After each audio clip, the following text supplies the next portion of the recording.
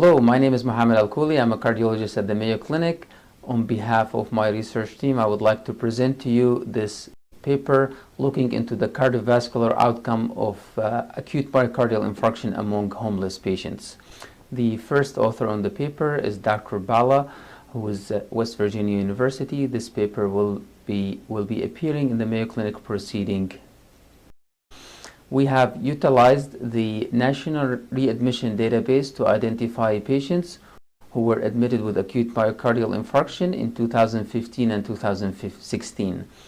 We have then classified patients into those who are homeless and those who are not coded as homeless. Out of 1.6 million hospitalizations for acute myocardial infarction, we have found about 4,000 patients who were classified as homeless. The main endpoints of this study were to compare the baseline characteristics, the in-hospital patterns of care, and the clinical outcomes between patients who are homeless and those who are not homeless. We have identified three major findings in our study. The first one is that patients who are homeless have a distinctively different risk profile than those who are not homeless, while they're both admitted for acute myocardial infarction.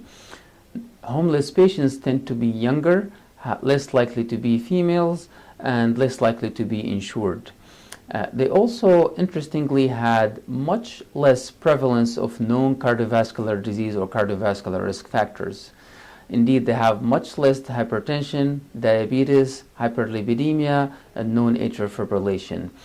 However, they had more prevalence of non-cardiac diseases such as liver disease, HIV, substance abuse, and they have much higher prevalence of psychiatric illnesses.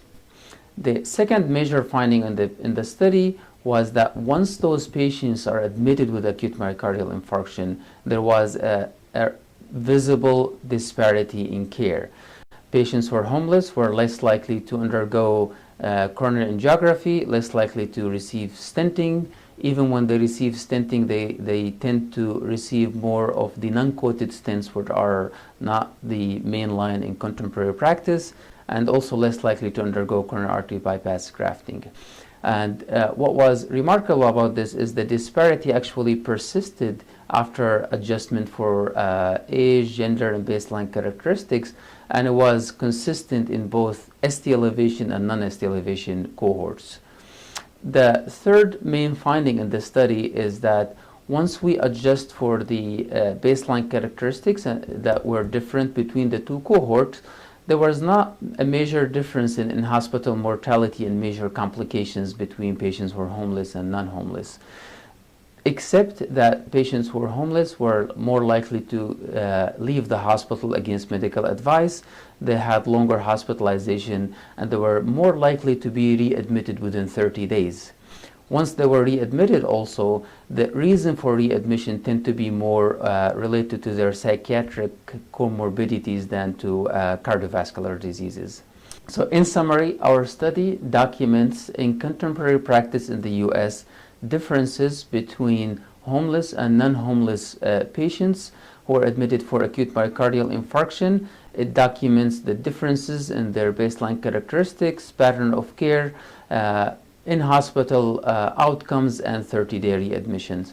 With the rising population of homeless in the US, which now exceeds 500,000 patients, I think this study calls for more work to be done to identify effective strategies to mitigate these. With the rising population of homeless in the US, which now exceeds 500,000 patients, I think this study calls for more work to be done to identify effective strategies to mitigate these disparities and the excess risks that are present in the homeless population.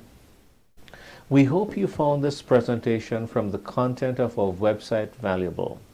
Our journal's mission is to promote the best interests of patients by advancing the knowledge and professionalism of the physician community. If you are interested in more information about us, our homepage is www.mayoclinicproceedings.org. There you'll find access to information for our social media content, such as additional videos on our YouTube channel, or journal updates on Facebook. You can also follow us on Twitter. More information about healthcare at Mayo Clinic is available at www.mayoclinic.org. This video content is copyrighted by Mayo Foundation for Medical Education and Research.